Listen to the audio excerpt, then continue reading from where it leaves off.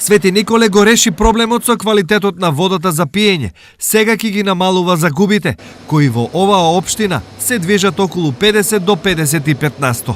Сега на оние 8 главни крака ќе одиме со ставање на контролни водомери, кои што контролни водомери ќе ни ја покажуваат точната потрошувачка по краци и ќе знаеме каде во евентуалните месеци од текот на годината имаме загуби, да правиме корекција, да го сведиме на минимум.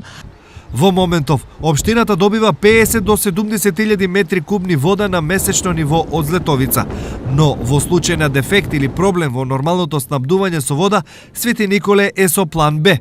Крајната цел ни е овде да ставиме уште еден резервар за вода, за готова вода од 500 кубика при евентуалните дефекти или недостатоци, да тие 1.500.000 кубни метри вода бидат ладна резерва која ќе се чува за Свети Николчани за одреден временски период. Мислам дека ќе ни стасат за некој ден, два тие за отклонување на дефекти и да ги немаме тие проблеми.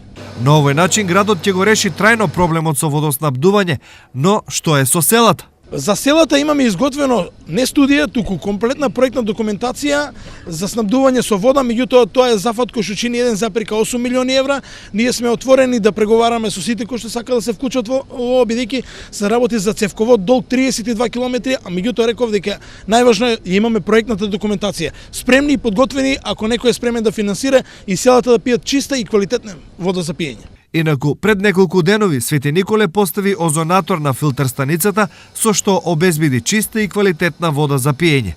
Во државата вакви озонатори има поставено само 4, и тоа во Струмица, Штип, Велес и Свети Николе.